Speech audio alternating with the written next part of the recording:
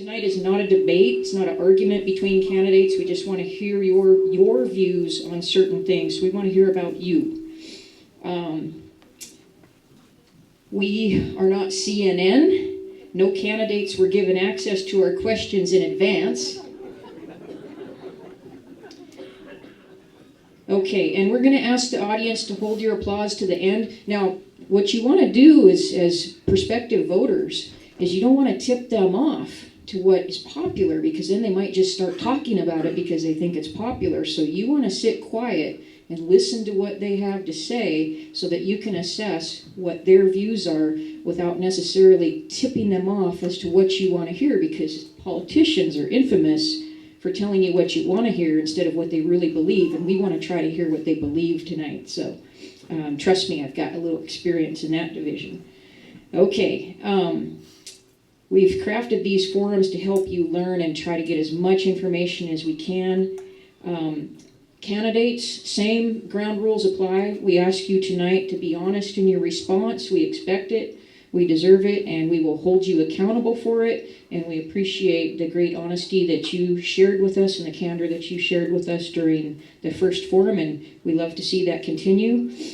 Each candidate tonight, again, will have 2 minutes to make an opening statement before we go into the moderated question and answer. We are going to have lightning round questions again, but we're going to spend a little bit more time hearing from you on specific issues as well. So, and then you will have 2 minutes to wrap up. Depending on time, if we have extra time, we can extend that a little bit. Your responses during the discussion will be limited. We have scorekeepers here, so when you have 1 minute left, that scorekeeper is going to hold up, or the timekeeper is going to hold up the yellow sign. Okay, that means you got 1 minute, and when that timekeeper holds up stop, that means you stop right there, dead in your tracks.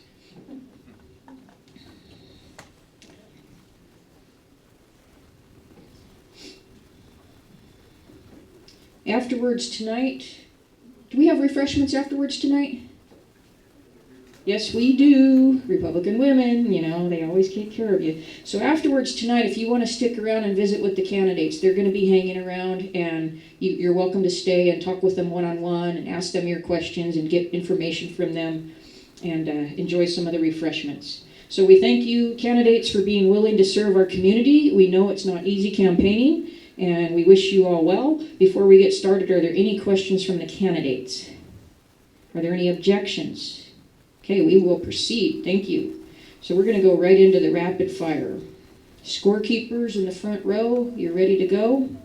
Okay, so we've got 20 questions for rapid fire, and this is going to be responses by holding up your yes or no sign. And we'd like the candidates to wait until I say reveal, so you all hold your signs up at the same time. I heard a little bit of reporting from our scorekeepers that some candidates were looking at how other candidates responded last time, and we don't want copycatting. We want to know what you believe. Okay, so question number 1. This is an unmoderated question that came to me, and I wrote it out as it is. And you're going to hold up your sign when I say reveal. You're going to say yes or no. Number 1, will you appoint pro-family detectives and officers that will absolutely stand up to state or federal agencies to challenge their intent before allowing the families of Sanders County to have their daily lives tragically interrupted by board, state, or federal agencies who just want to force their agenda using law enforcement? Yes or no? Reveal.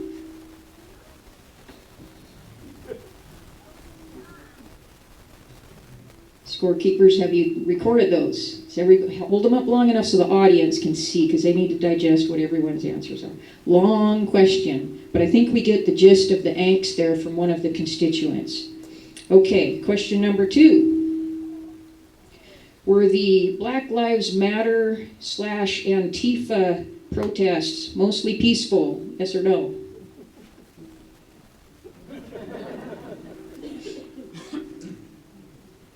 Scorekeepers, okay? You can put your signs down. Now let's hold on till I say reveal. Is racism a systemic problem within the law enforcement community today? Reveal.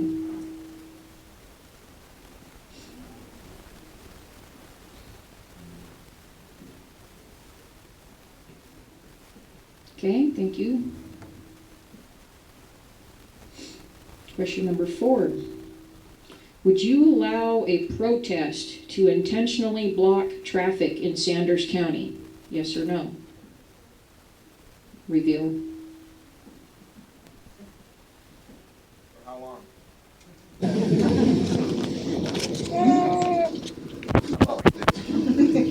We want to know yes or no. Okay. Number 5. I will say, candidates, before you hold up your sign, if you have a question, go ahead and just let me know, okay, before we do the reveal.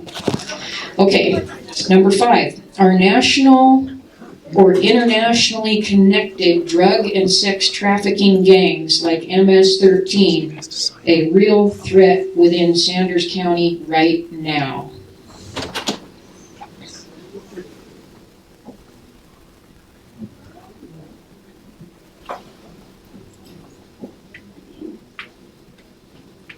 Okay, thank you.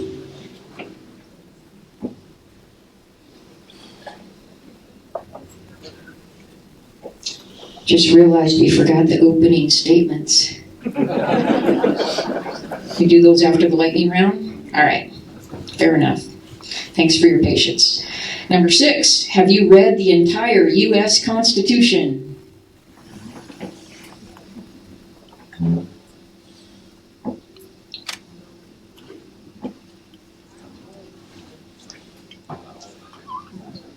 Okay. Number 7, do you support it as written in its entirety? Reveal.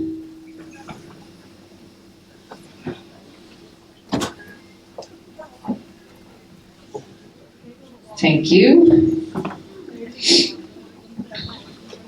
Number 8, have you read the entire Montana Constitution in its entirety?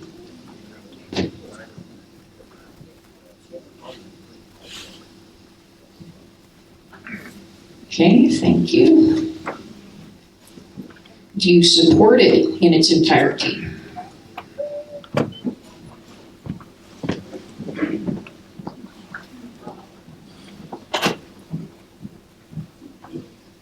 Thank you. All right. Number 10, should the quantity of traffic stops an officer makes be a measure of performance?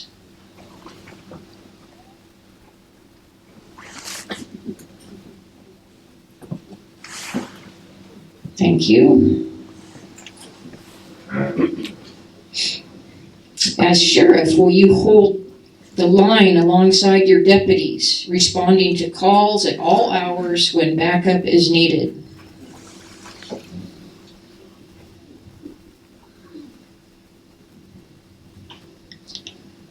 Number 12. If a serious virus like COVID or something even worse comes back around, will you enforce laws or health orders that require people to wear face masks or be vaccinated?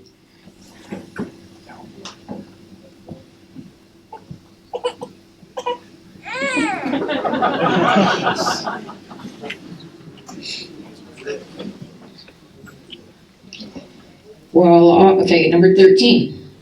While off duty, should a sheriff spend time in local bars drinking alcohol?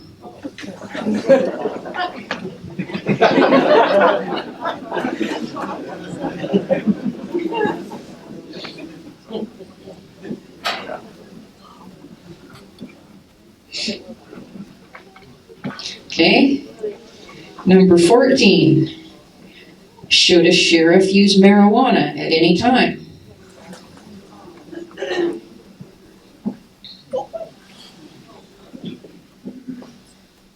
Thank you. Number 15. Should the sheriff be held to the same standards of conduct and performance as the deputies and other employees in the sheriff's office?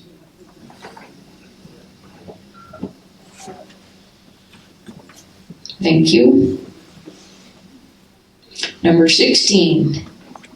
Is the current Sanders County Sheriff's Office budget adequate?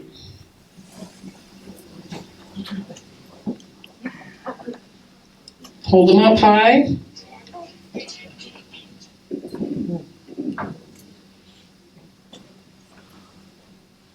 Okay, thank you. Number 17. Are you a Republican? Nonpartisan.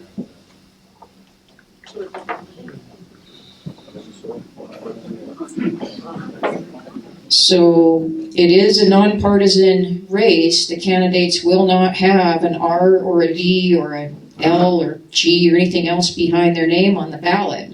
But we still want to know if you're Republican or not. So you're saying yes, except for one on the end. I have a question. No, not right now. Okay. You can address it in your opening or closing remarks. Okay, number 18. Will you, as sheriff, fill the position of drug detective, the vacancy? Will you fill it?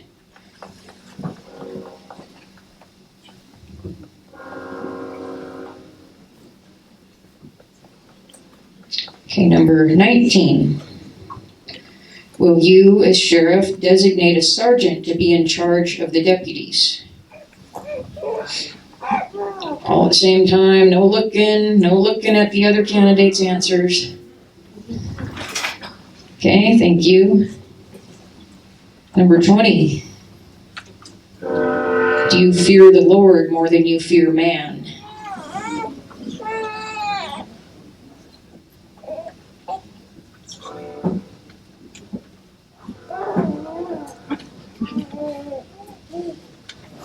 Okay, thank you.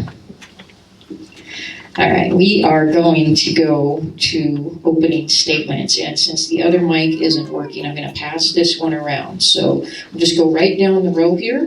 Actually, we had this organized so that we could make it fair given how the order we went in last time. So we're going alphabetical, and we're going reverse to first, and we're going to start then with candidate Wielden for a 2-minute opening statement, and timer ready as soon as they start talking.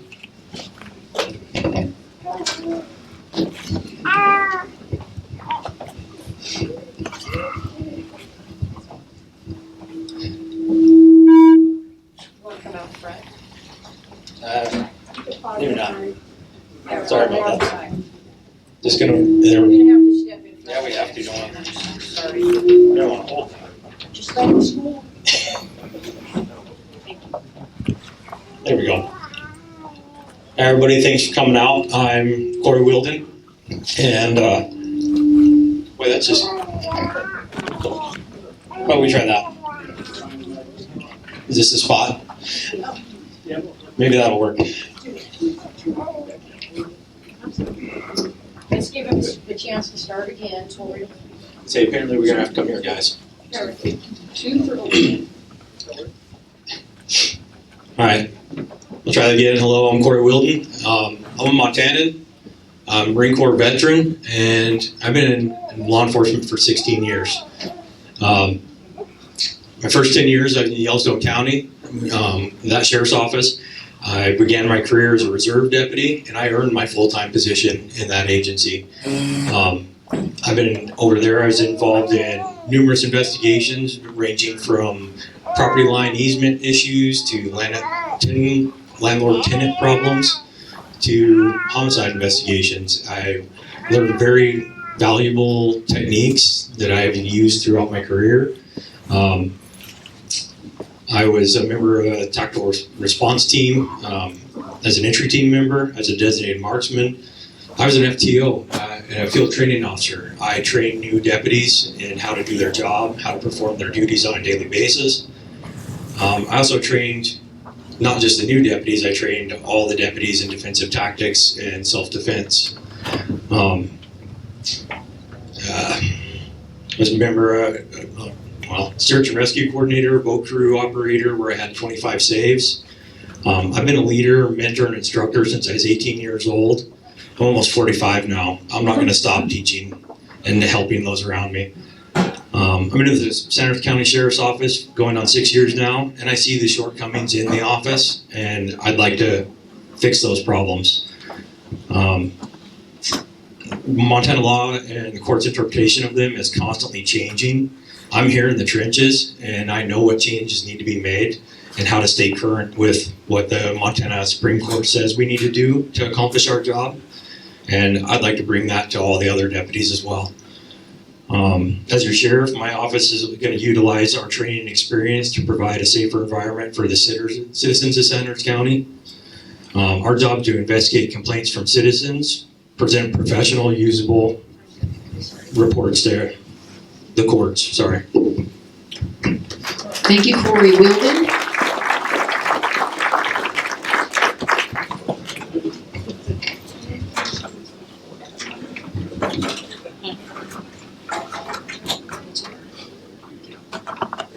So you gotta come out in front of the speakers so you don't get feedback. So next up is Chris Dow.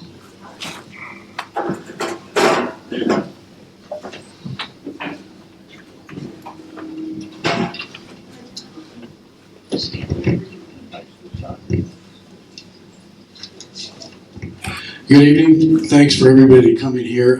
Thanks for the Sanders County Republican Women for putting this together, and all of the folks that have supported this. For those of you who don't know me, my name is Chris Dow. I'm your 2022 candidate for sheriff here in Sanders County.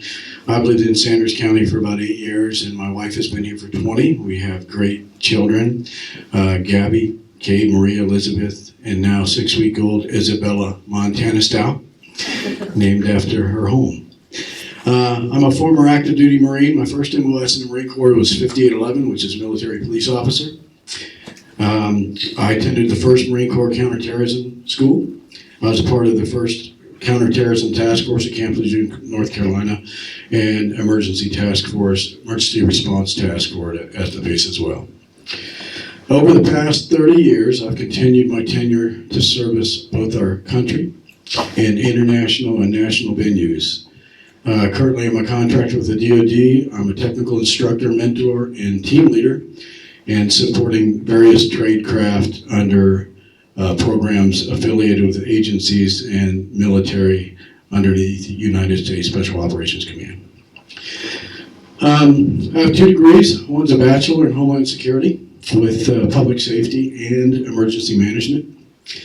And I'm a certified first responder instructor for emergency response in diving and scuba incidents. I'm also a emergency responder incident commander certified as well. For those of you who don't know, I am also a Montana delegate. So I'm a Republican delegate that goes up and we support platform resolutions that go into the legislation and ultimately turn into conservative and important values to maintain our quality of life here in Montana. I'm a school board trustee now serving 3 years, and now I'm asking you to support me as sheriff. Thank you. Thank you, Chris Dow. Next we have Roy Scott.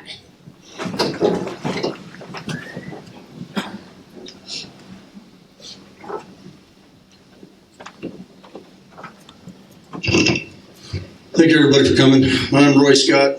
My family's been in and out of here since 1982. I came back in the 90s, then I came back in the 2000s, then I came back permanently in 2014. When I moved back to Thompson Falls, somebody stole my chainsaw, and instead of me sitting on the couch and complaining about it, I decided to put on a badge and do what most won't do. So in 2015, I started out as a reserve deputy. 2016, I started working in the jail. 2017, I got on with the Thompson Falls Police Department. I worked as a police officer and in the jail at the same time. Did that for about 9 months till I went to the academy, and then I was offered a full-time position with the sheriff's office, and I took it. I saw some things in the sheriff's office I really didn't like, so I backed away from it, and I went back to work for the Thompson Falls Police Department. The chief approached me and asked me to stay here instead of going to another department. I'm still serving this community, and I plan on serving it for a long time. Thank you very much. Thank you, Roy. Okay, next up, Lanny Hensley.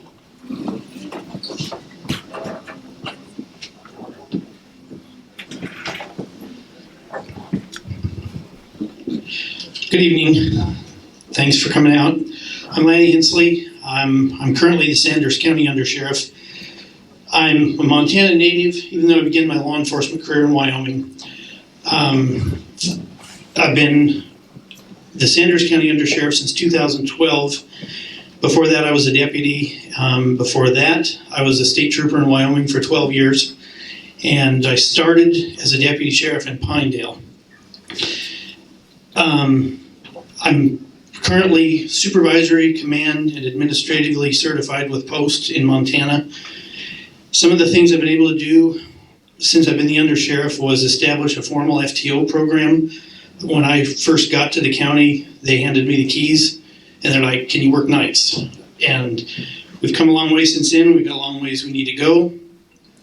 I was able to change our CAD and RMS system over just so we could have laptops in the vehicles so officers could be connected to dispatch, do reports from out in the field instead of having to drive back to the sheriff's office all the time. Some of my goals: I want better community relationships, more presence in the schools, better information sharing with the public as far as crime and calls for service, and better training for our officers and our dispatchers and our detention officers, because that is all a liability factor for the public if they don't get the training they need. Stronger reserves, obviously, and just overall efficiency of operations. Everything from the call for service that needs to be answered and handled down to the light bulb that needs to be fixed in the jail. So, thank you. Thank you, Lanny. Okay, Mark French.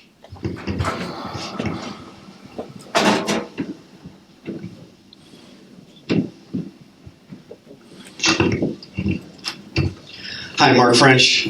I'm married to Katie French. She's running for clerk and recorder. We might be able to get some valid elections someday soon. I've kept my oath to her for 30 plus years. I would keep my oath to you, which is to uphold the Constitution of the United States. So help me God.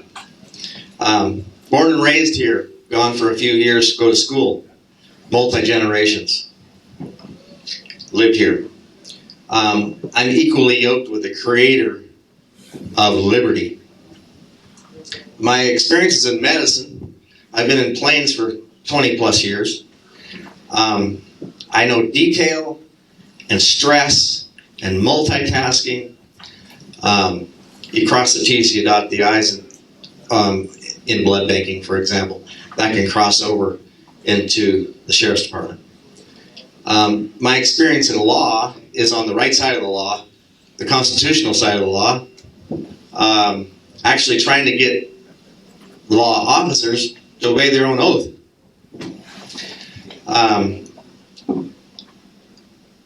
Honesty is key, and I will tell you, I raised a bunch of children, didn't drink, not one drop. I was an elder for a while, didn't drink, not one drop. Since then, I drink a beer every now and then when I go to Quinn's. My principle is separation of powers that I'm not going to have a chance to talk about, but if I was a sheriff and ordered by the judge to serve papers to somebody who doesn't wear a mask in the courtroom, I wouldn't serve the papers. Thank you. Thank you, Mark. And last but not least, Sean Fielders.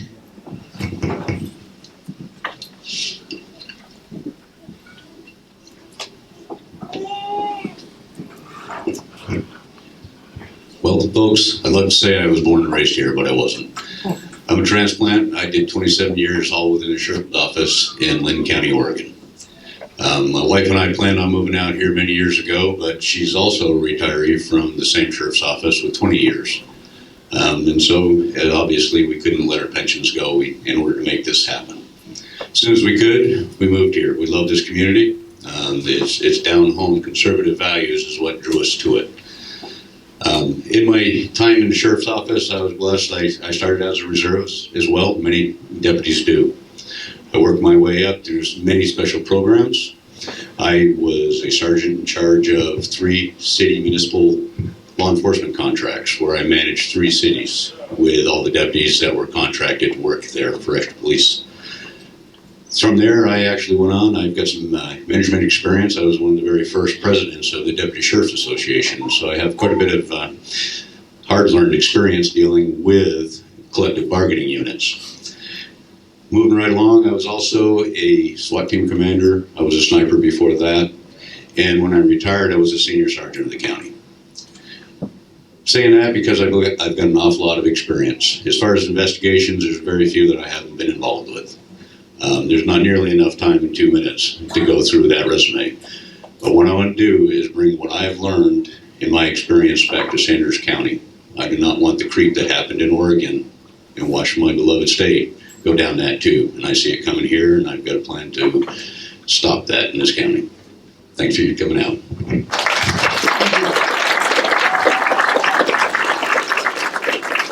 All right, we've got 6 fine gentlemen up here vying for this position. We're pleased to have such good quality candidates. We are going to do a little stand-up round here. And we've gone through the questions or the responses from the last forum and picked out a few, and we want to do a little bit of follow-up on them. And we don't have a lot of time, but we do have a little minute. So we want you to stand up if you have served in a management capacity directly responsible for hiring, firing, and supervising at least 10 employees.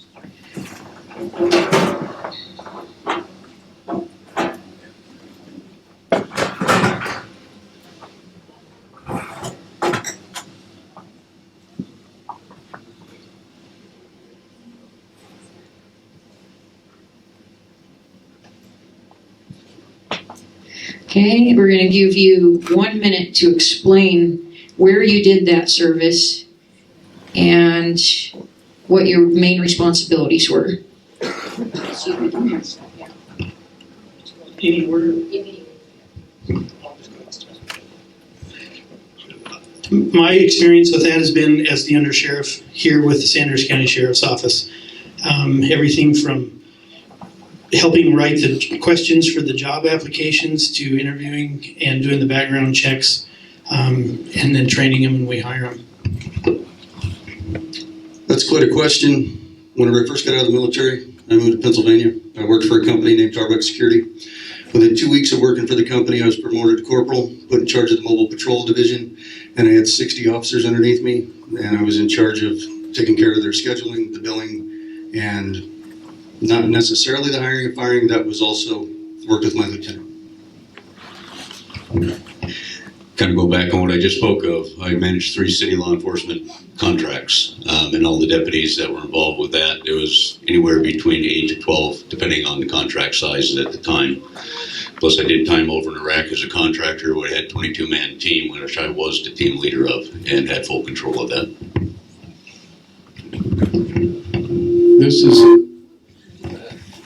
This is a pretty lengthy question for me. So after I got out of the Marine Corps, which during my tenure in the Marine Corps, I was able to be a team leader, and we had 13 folks under there.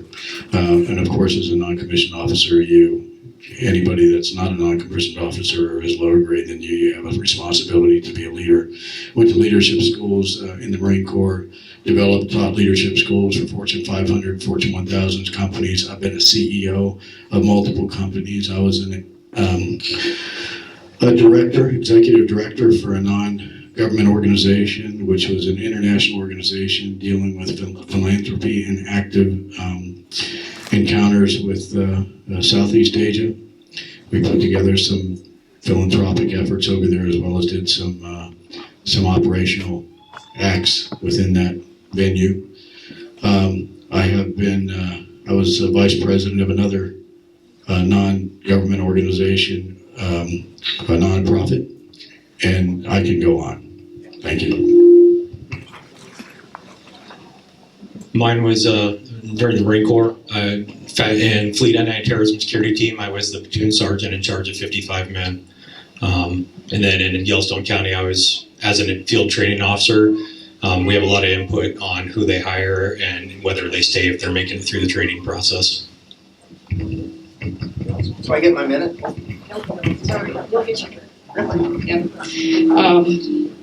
We will, I'm sure there'll be something you'll stand up here on. All right, so during the previous forum, we asked the question, will you enforce every state law and local ordinance regardless of your feelings about it? And Lanny, Roy, and Corey said yes, so would you please stand up? And would you just quickly tell us why that's important in a minute or less? Discretion. Officers have got to have discretion that's appropriate for their community. It's not our job to read, define, and reinterpret the law. That's the legislator's job, the legislative function. The judicial branch interprets them. I don't have anything to add to that. What I said was already said best. Same thing for you? Okay. Thank you. Okay. Now, those of you who said no, that you will not enforce every state and local ordinance regardless of your feelings about it, please stand up. Sean, Chris, and Mark. Mark, we're going to start with you. Tell us why.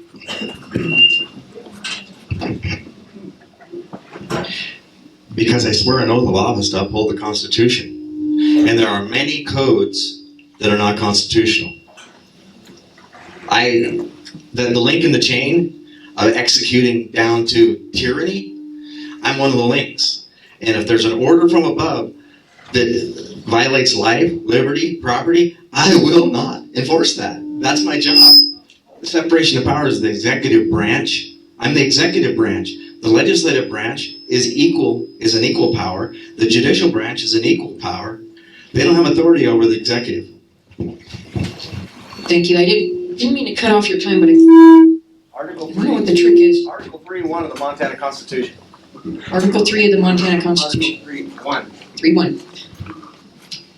3.1. So I think it's really important to understand a little bit about the role of the sheriff. And your number one role as a sheriff is to uphold the Constitution.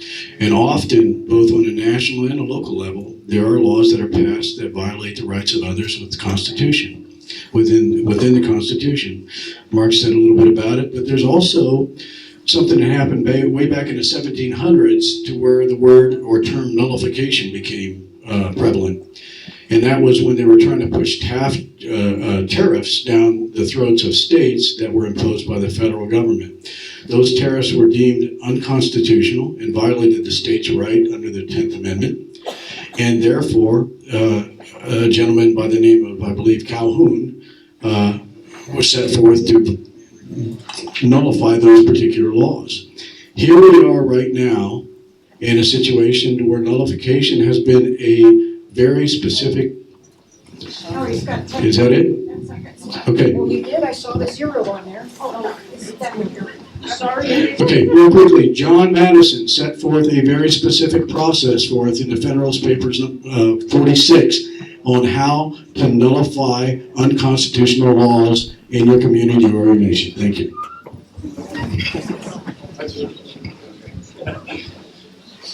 A lot of it's already been said. The first part of the oath is that we are to uphold the Constitution. We take a solemn oath to that. Hopefully, our legislature will pass good laws. If they fall within the Constitution of the United States, then obviously we will enforce those. However, as we just talked about, mask mandates, things like that, that really skate the edges and violate the constitutional rights, then no, the sheriff would be violating his oath of office and absolutely losing the trust of the people that voted for him. So that's why my answer is no, not every law is a just law and falls under the Constitution.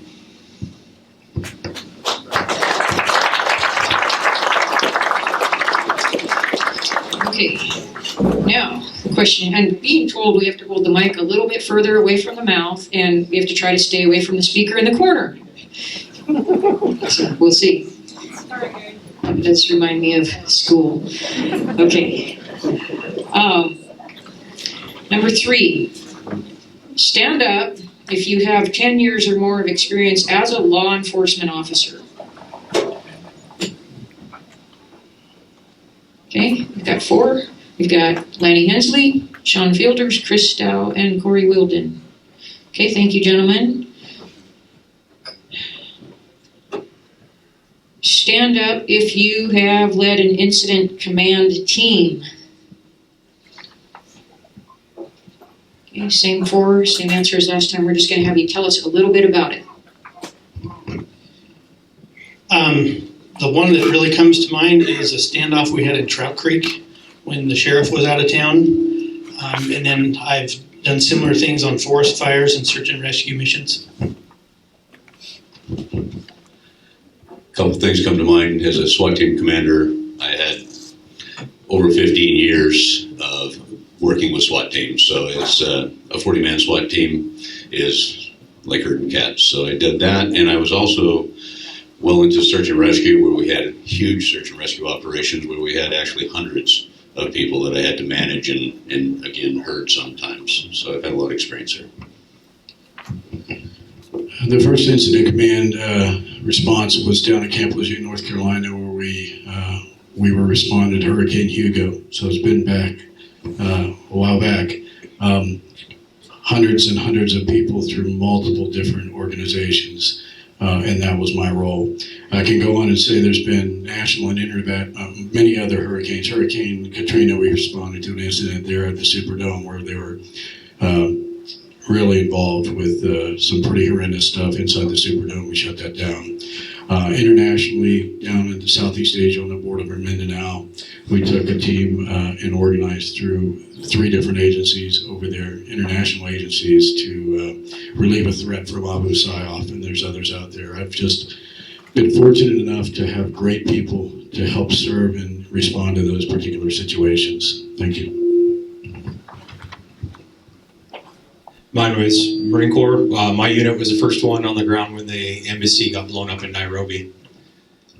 And then I ran one of the largest search and rescue attempts in Yellowstone County the year before I came here.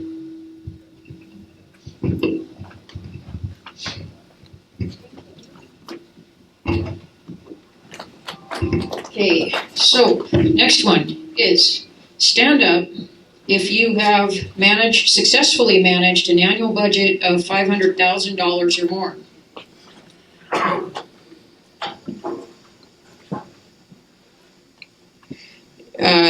Does that budget involve anything that you haven't spoke to us about already? You need to explain.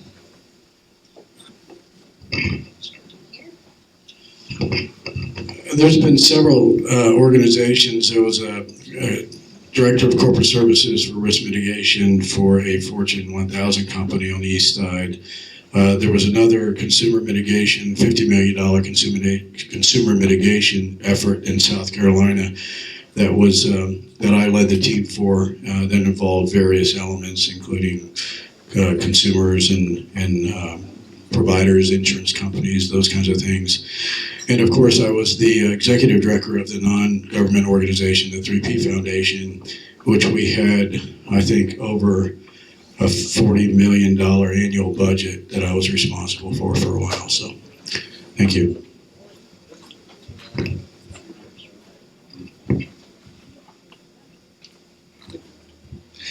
Probably the budget for those 3 city contracts, I don't think that would have covered the vehicles in those 3 city contracts. So just the dynamics of equipment and deputy times was probably triple that at least. So I had to manage that on a regular basis, dealing with the 3 different mayors, 3 different city councils, and then going to the sheriff and dealing with him as far as that's concerned. So I had a lot of experience as far as that's concerned.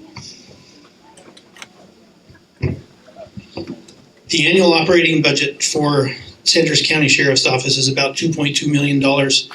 And for the last 10 years, I've been working with the sheriff and our office administrator and been managing that. Covers everything that we use from paper clips to patrol vehicles. Okay, thank you, gentlemen. Now, the 3 that haven't managed a budget over $500,000 a year, go ahead and stand up, and we're going to give you an opportunity to tell us how you will go about managing almost $3 million annual budget in the Sanders County Sheriff's Office. I actually got a copy of the budget and I was going over it, trying to make heads or tails of it. I've actually sat down with a few people so that I can kind of make sense of what the budget is and where some things can be changed around a little bit. I don't know how I'm going to do it yet. But you know what? Neither did the current sheriff. Whenever he took over, he didn't have 10 years or more. He had never run an incident command center. He had never ran a budget. But you know what? He got by because he had a team. And I plan on having a team to do it.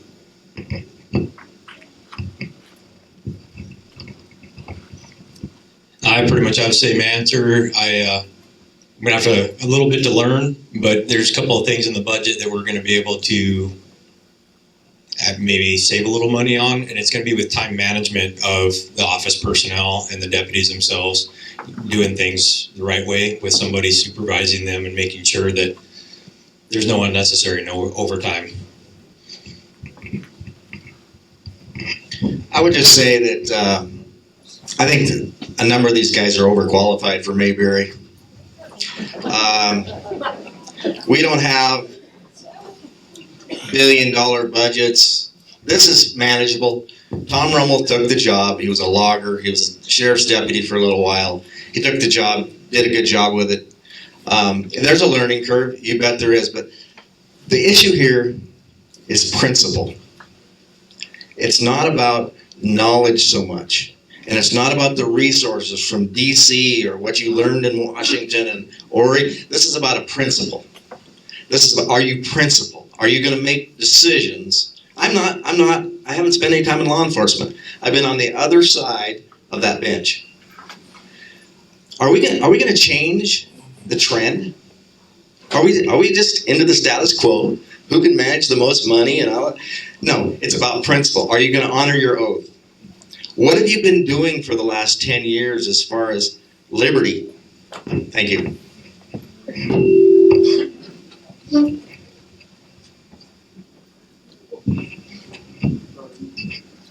Okay, we've got a little surprise for you guys.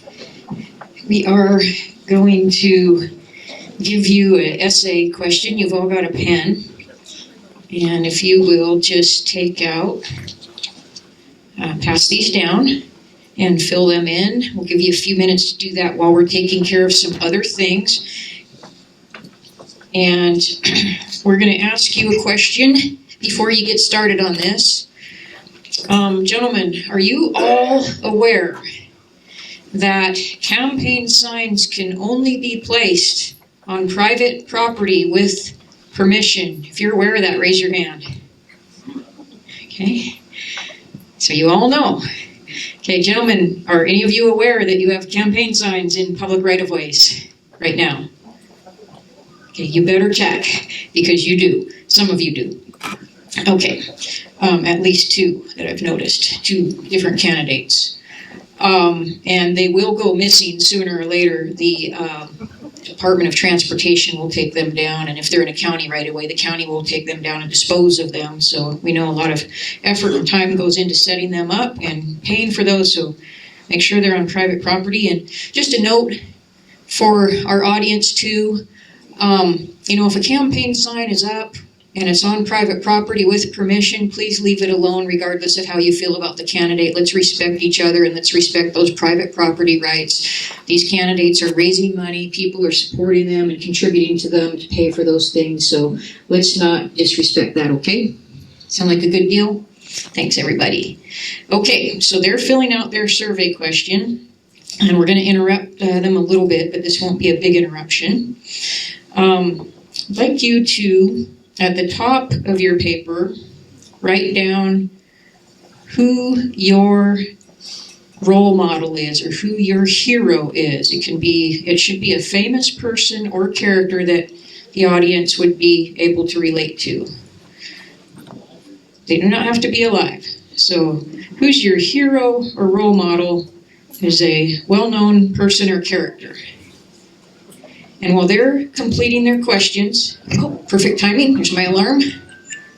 Okay, so while they're doing that, we are going to give a chance for the other candidates that are in the room to just come up and quickly introduce themselves, tell you their name and what office they are running for.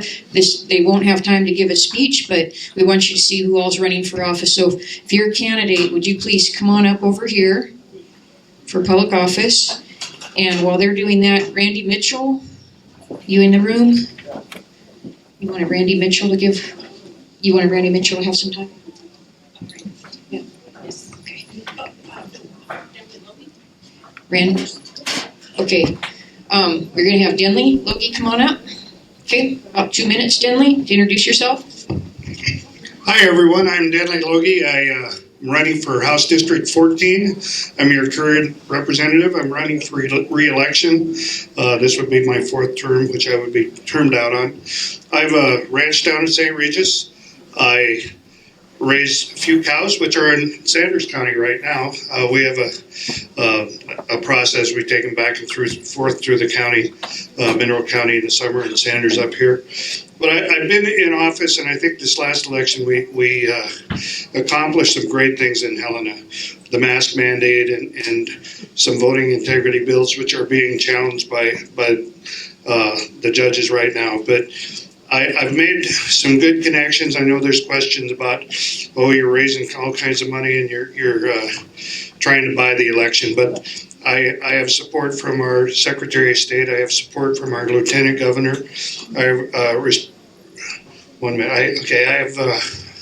I've gotten some sponsorship from our state auditor, and that's because they know I work with people. I work to get things done, to make solutions. Anybody in the county is called for help. I try to help out. You can see Quinn's right now. There's a 45-mile-an-hour speed limit that went in today. And that's something that I worked with the Highway Commission and worked with Quinn's. And those are the things. Ask Katie French. I work with Katie French. I work with people that call and ask for help. And that's my job, and I want to continue. Thank you. Thank you, Denley. So Denley Logie is a current representative in House District 14. Now, this is a contested primary race. He has a challenger this time, and the challenger for House District 14 is Randy Mitchell. Hello, I'm Randy Mitchell. I was born in Great Falls, Montana. I spent the last 40 years in the commercial construction industry, top to bottom. We built hotels up and down the West Coast. I was hands-on in every aspect of it. I was the leader in every project.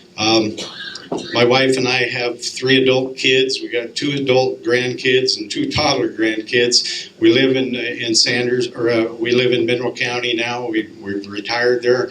I was in retirement, and the Lord pulled me out of retirement because Denley Logie's our representative, and that's the sole reason I was pulled out of retirement. Denley Logie's probably one of the nicest guys you ever seen. He's so nice the Democrats don't run a candidate against him because he votes right alongside him. If you don't believe me, his voting record's right over there on the table. Along with his current C5 report, he touched on the fact that he brings his money from outside the district. He did that because we're illustrating it door to door. All of his money comes from outside the district, maybe 1 or 2 people, and they're both business owners. He services the business owners, not the public. If you don't believe his voting record is independent, it's also on the table over there. He should run as an independent, not a Republican, and he would lose. That's why he runs with an R. I'm a true constitutional Republican. I've always been a patriot, always been a Republican. I will vote the opposite of Denley most all the time.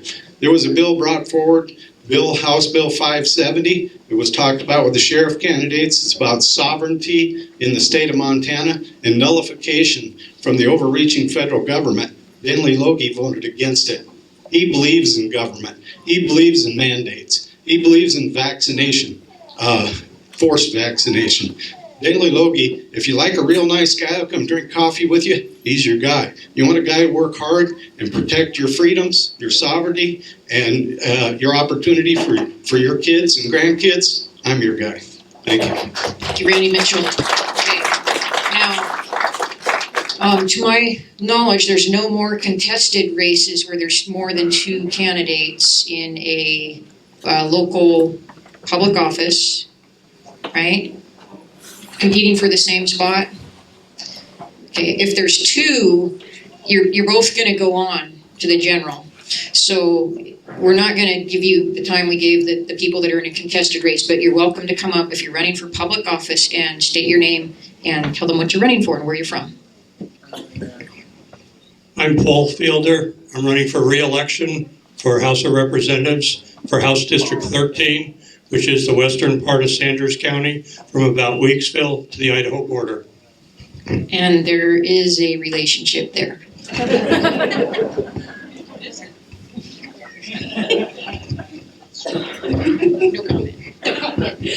Hi, I'm Nicole Scribner. I'm your current clerk and recorder, treasurer, and county superintendent of schools, as well as your election administrator. I'm running for re-election, and I love serving the public of Sanders County. Okay, Katie, why don't you come up because you're running for the same office? Hi, Katie French. I think a lot of you guys know me. Been in the community for at least several decades, and I am running for the same position, which merged with the treasurer. So treasurer, clerk of courts, or clerk and recorder, superintendent of schools, and election supervisor. Thank you. Thank you. And Mary Holly, running for school board. Hi, I'm Mary Holling. I'm running for the school board in Plains, and sorry I so obnoxiously placed my sign, but there is some information there as well. So thank you. I would appreciate your vote. That's called campaigning, Mary. Hello, my name is Pat Barber. I'm the current Sanders County coroner. Before that, I was a deputy coroner for 2.5 years. I have a lot of experience, specializing in medical experience to provide you the job, but I consider it a privilege and an honor to write the last chapter of a lot of people's lives, and it's not something I take lightly. Thank you. Thank you. So Pat Barber.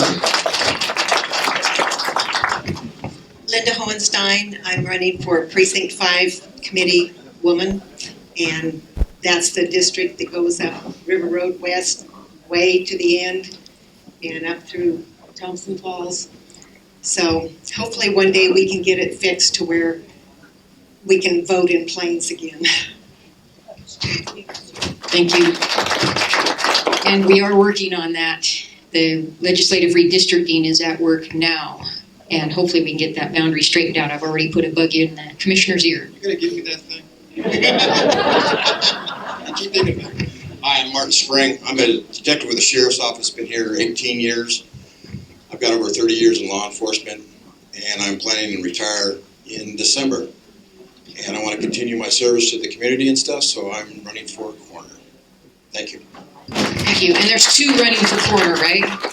Okay, so you both will go on to the general, so you've got plenty of time to do homework on that. Okay, any other public office seekers here tonight? Okay, thank you everybody for being here. Now, we've got our questions done, and we're going to turn them in. We have them all. Pass them on down here, please.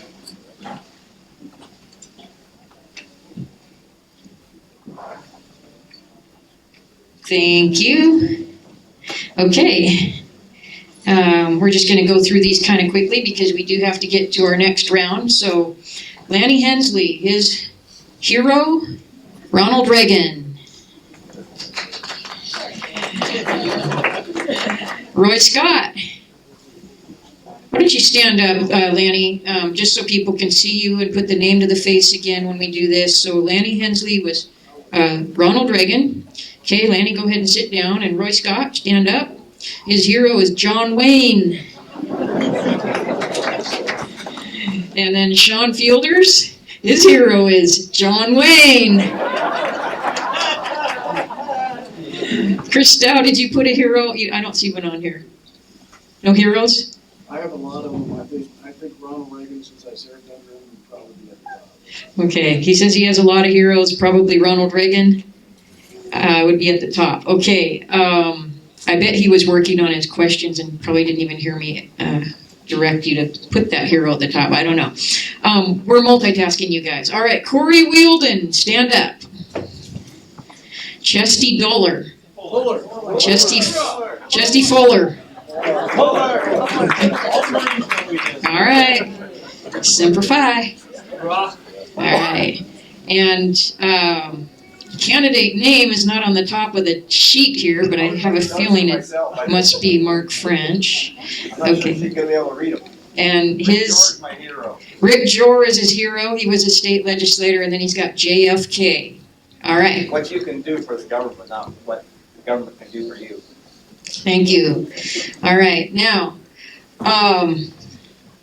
we're going to skip to question number 2 on this survey is, what is the top thing you will do to stop crime? Mark, why don't you stand up?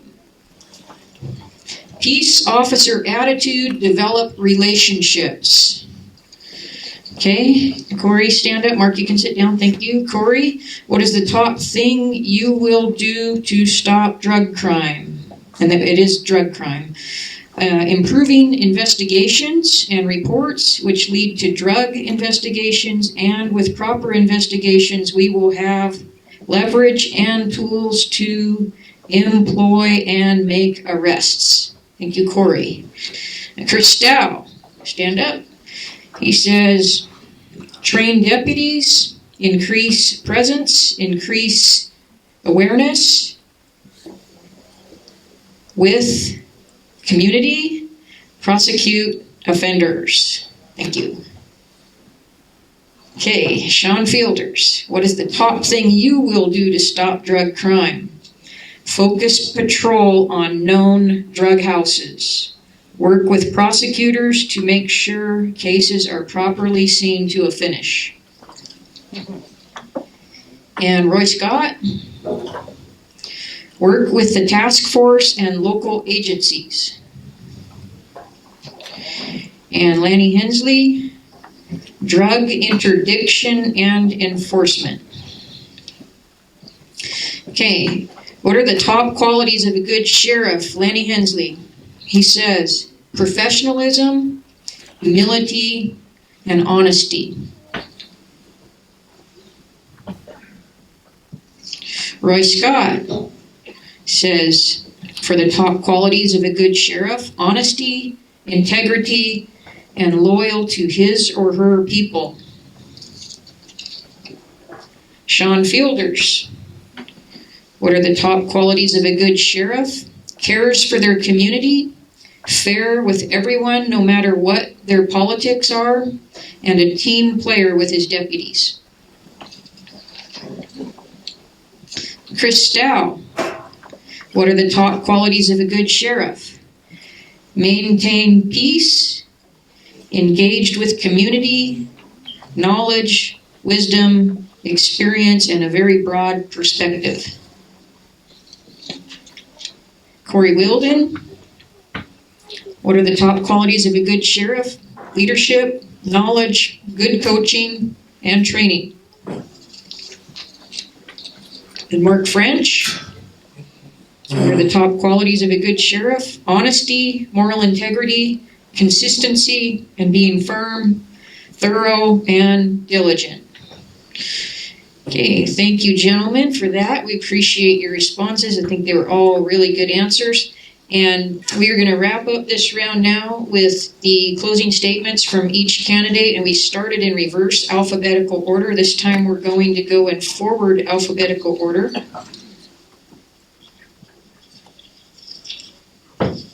So that means Sean Fielders is up first in 2 minutes.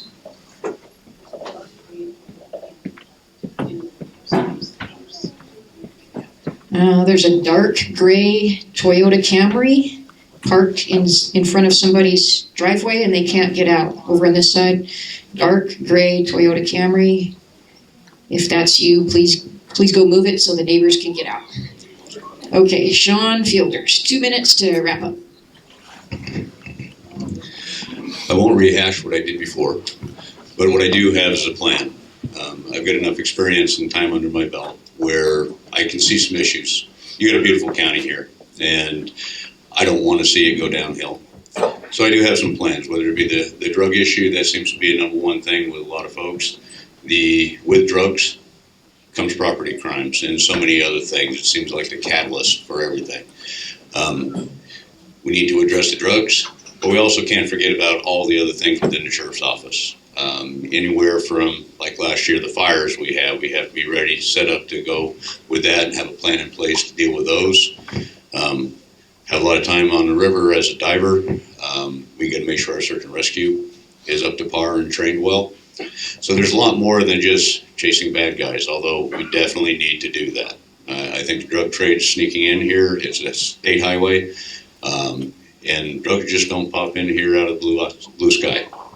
They're being mulled in from out of state. They're coming up the highway. So we really need to target the drug mules, because guess what? That's where it comes from.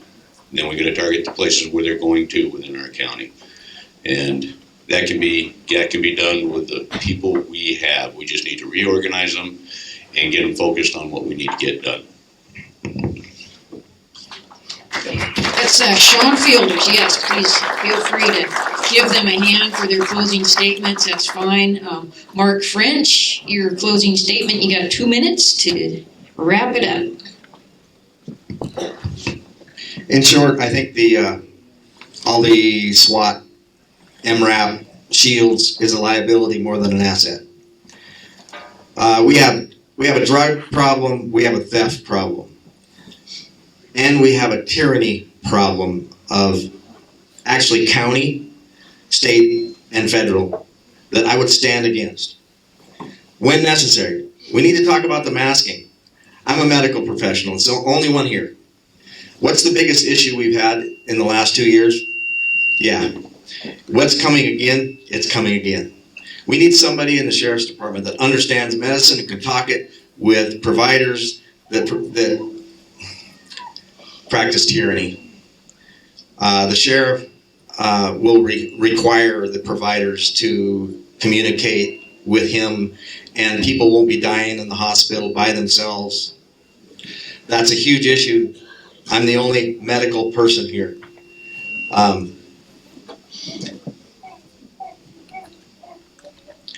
The forest fires. Let's talk about the forest fires. What's going on with the forest fires? Are they being managed correctly? No. Can the sheriff deal with that? Yes. How? Not by puffing his chest out. The way you can deal with that is the accountability team. That's you. That's the people that are respected in every community. I'm going to bring up an illegal word. It's called a militia, but it's necessary for the security of a free state. We won't have a militia. We're going to have an accountability team with people that are already respected in the communities. When we have a problem, whatever it is, whether it's BLM coming and whatever it is, you call the accountability team. Hey, what are we going to do here? And what are you going to back me doing? It's not about the sheriff. It's about the people. Thank you. Thank you, Mark French. Okay. Lanny Hensley.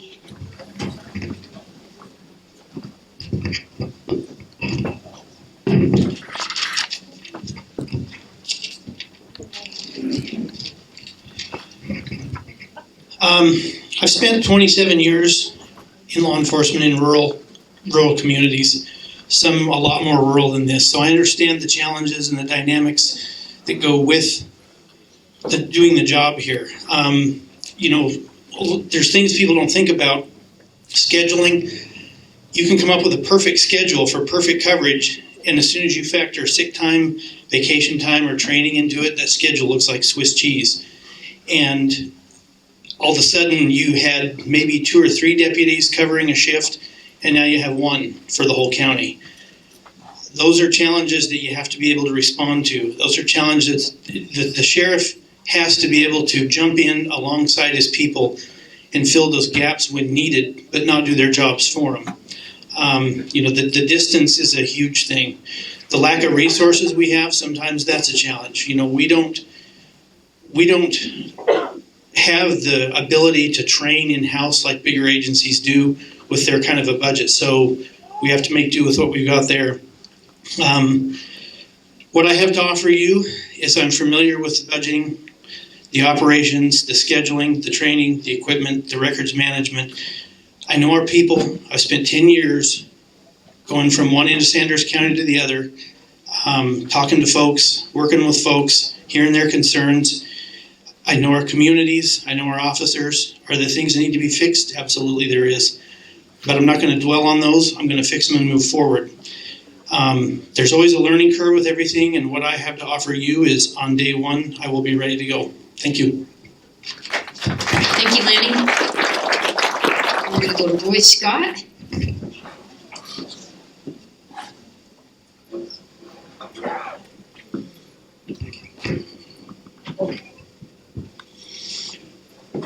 So as I said before, I work for the sheriff's office. I can talk to you for hours about the problems that they have, but I don't want to do that. What I want to talk to you about is, do I have the experience that a lot of these gentlemen have? No, I don't. But I've been in the trenches, and I know the people out here. I know who's moving the dope. I know where it's coming from. I know where it's going to. I don't know the ones outside, but I have a lot of resources that I work with, which are all local agencies, neighboring agencies. We all work together. Whenever I can get somebody that's going on a drug run and I know about it, I reach out to outside agencies in Idaho, and they actually go to jail instead of getting 1 year probation and slap on the hand here. Then we can go after them for the second time here. I don't want that dope here. I don't want the bad element here. I can't do a lot that these gentlemen can, but I got a lot of people that lean on me. I know you guys don't want to hear this, but I have federal agencies that call me every now and then. And the reason why they do that, and it's kind of interesting, they don't call the sheriff to ask him questions, but they reach out to me. I had an ETF agent the other day called out and said, hey, I got a guy, I'm looking at him. Do you think he's a threat? He called me because I know the people. I talk with these people. I just had coffee with the man about a year before. I've known the man since 1993. So they didn't come down here and kick his door in. They sent him a letter. It was nice and simple. He met with him, gave up what he had, and it was over and done with. So I'm a workhorse, and I'm here to work for you people. Thank you. Thank you, Roy Scott. And next up, Chris Stow.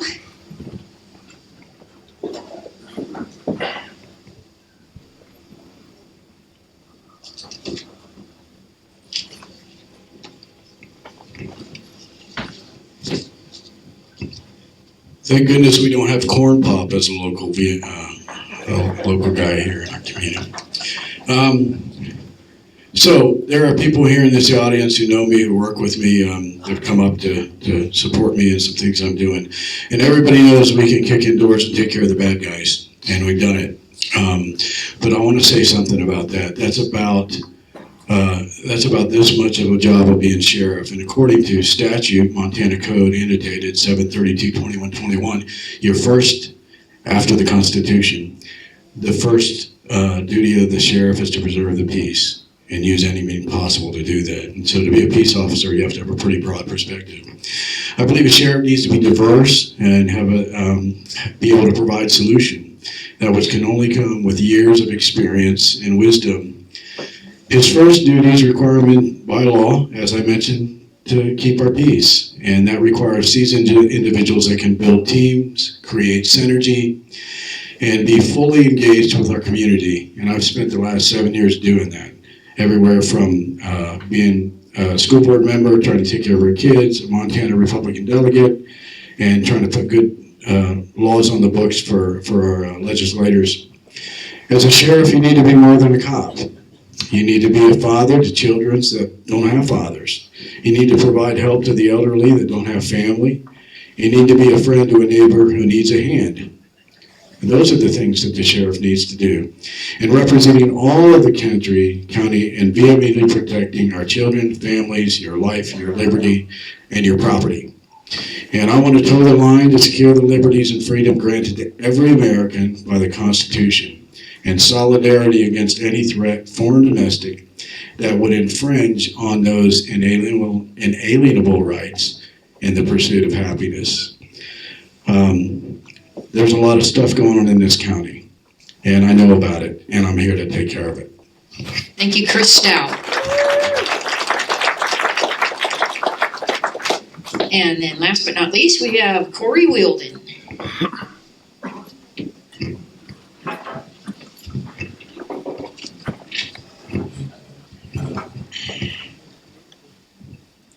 Former supervisor of mine, his name at the time was Sergeant Kevin Evans with the Yellowstone County Sheriff's Office. He once told me, when you think you know it all in this job, it's time to quit. And he says, I come to work and learn something new every day. I think I only had a year on the street at the time, and that blew my mind. This guy has the distinction of being the youngest deputy in the history of Montana. And here he is as a sergeant, He ended up retiring about 2 years ago as the undersheriff of Yellowstone County. That had such an impact on me that I remind myself of it daily. Anybody that thinks they know every aspect of this job and they can learn nothing new, they need to find something else to do. I've been doing this job for, like I said, for 16 years. I have worked hard to get where I'm at and keep myself current and do the best job I can for the community I serve. I just want that opportunity as your sheriff. Thanks. Thanks, Corey. So I think from the questions and the comments that we heard tonight, you can sense the weight that will be on the sheriff's shoulders and is on every man's shoulder who's willing to put his life on the line and be willing to serve in this capacity. So, gentlemen, you've come a long way since the first forum 2 weeks ago. You were very well prepared tonight. I think you all did a great job, and I think we're very fortunate to have you being willing to serve our community. And we hope whatever happens in the election that you'll hang in there, because I think every one of you has potential to do something tremendous in our community. So whatever you're doing now and whatever you do in the future, we wish you all the best, and we thank you very much. Big round of applause for our candidates.